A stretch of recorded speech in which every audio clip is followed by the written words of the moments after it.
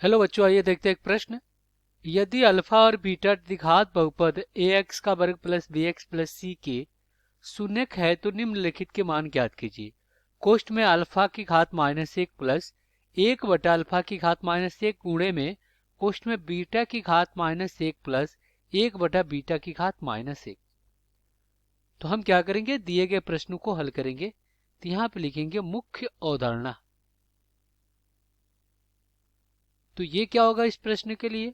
तो देखिए, अगर हम क्या कर लेते हैं, मान लेते हैं, माना द्विघात बहुपद पी एक्स बराबर ए एक्स का वर्ग प्लस बी एक्स प्लस सी। अब इसका अगर हम क्या करें, दो शून्यक मान लें, एक यम और एक क्या मान लें, एन मान लें। तो देखिए, यहाँ पे जब भी शून्यक की बात होती है, शून्यक ज्ञात करना होता है, तो हम दिए गए द्विघात बहुपद को शून्य के बराबर रखते हैं। तो पी एक्स को शून्य के बराबर रखेंगे तो हमें क्या प्राप्त होगा, ए एक्स का वर्ग प्लस बी एक्स प्लस सी बराबर शून्य। और ये आपका एम और एन क्या है, आपका शून्यक है। तो यहाँ पे शून्यकों का योग क्या हो जाएगा, शून्यकों का योग यम प्लस एन बराबर में क्या हो जाएगा, देखिए माइनस एक्स के गुणांक। तो माइनस और एक्स के गुणांक क्या है, बी है, तो बी और बटा में क्या हो जाएगा, एक्स के वर्ग का गुणांक ए। और शून्यकों का योग तो हमें मिल गया। शून्यकों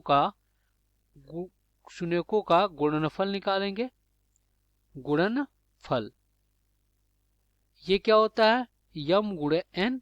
और ये होता है अचर पद सी है, और इसके नीचे क्या होता है, एक्स के वर्ग का गुणांक। तो ये क्या हो गया, आपका ए हो गया।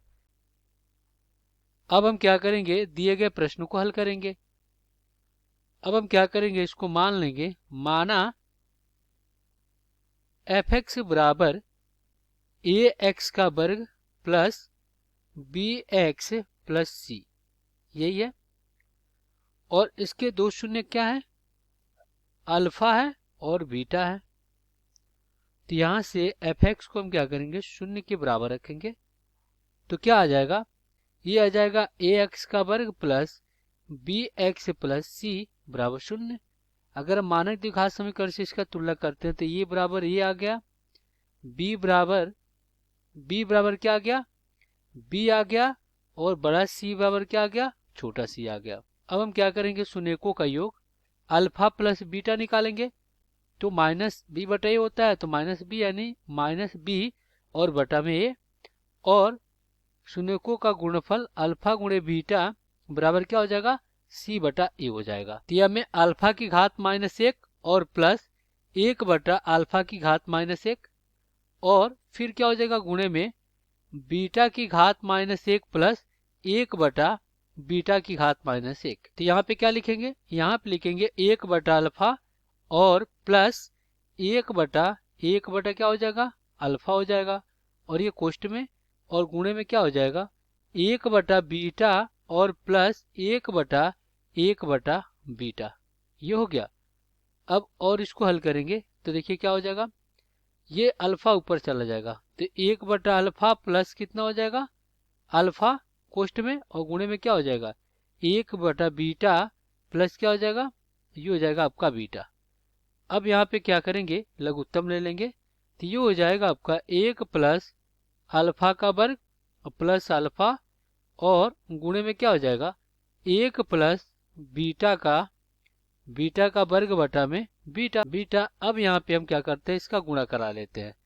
तो क्या हो जाएगा आपका, ये हो जाएगा एक प्लस अल्फा का वर्ग एक कोष्ठ में, और एक प्लस बीटा का वर्ग एक कोष्ठ में, और बटा में क्या हो जाएगा, अल्फा गुणे बीटा हो जाएगा।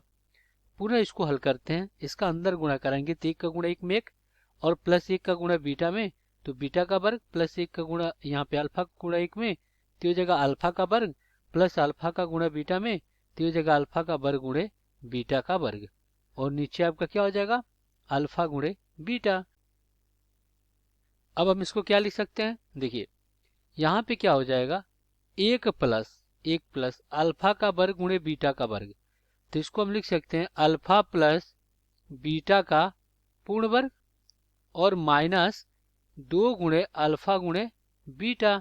और प्लस अल्फा बीटा का क्या लिख सकते हैं, पूर्ण वर्ग, और बटा में क्या लिख सकते हैं, अल्फा गुणे बीटा। अब ये कहाँ से आया ये देख लेते हैं, ये इतना कहाँ से आया। इसके लिए हम एक सर्वसमका लिखेंगे, यहाँ पे लिख लेते हैं। देखिए हमें पता है कि x प्लस वाई का पूर्ण वर्ग क्या होता है, x का वर्ग प्लस y का वर्ग प्लस 2xy। तो यहाँ से क्या हो जाएगा, x का वर्ग प्लस y का वर्ग बराबर x प्लस वाई का पूर्ण वर्ग और माइनस क्या हो जाएगा 2xy। ये हो गया आपका यहाँ पे। अब क्या हो जाएगा आपका, अब यहाँ पे जो हमें अल्फा प्लस बीटा और अल्फा गुणे बीटा का मान दिया उसको रख देंगे। तो यहाँ पे क्या हो जाएगा, एक प्लस अल्फा प्लस बीटा का मान कितना है, माइनस बी बटा ए इसका वर्ग, और माइनस 2 गुणे अल्फा गुणे बीटा सी बटा ए, और प्लस यहाँ पे क्या हो जाएगा, अल्फा गुणे बीटा क्या हो जाएगा, सी बटा ए का वर्ग हो जाएगा। और नीचे आपका क्या हो जाएगा, देखिए नीचे हो जाएगा आपका सी बटा ए, यही होगा। ये आपका कहाँ पे आ जाएगा, यहाँ पे। चलिए इसको आगे हल करते हैं।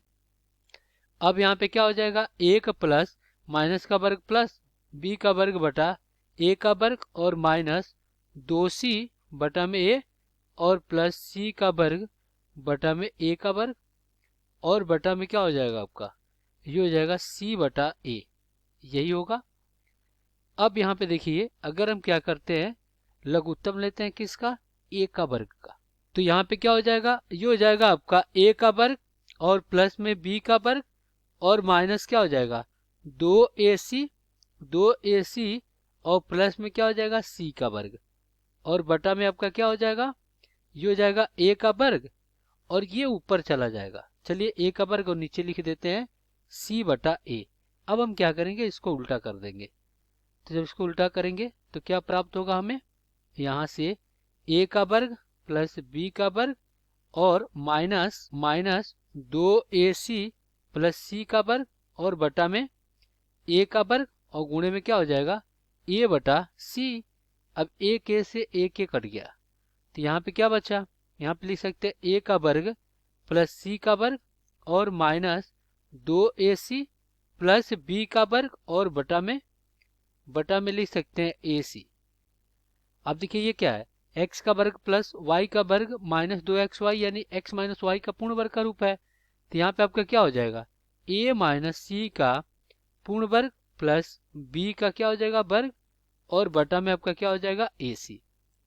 तो ये हो जाएगा आपका उत्तर, ये आपका उत्तर हो जाएगा। आशा करते हैं बच्चों ये प्रश्न आपको समझ में आया होगा। धन्यवाद।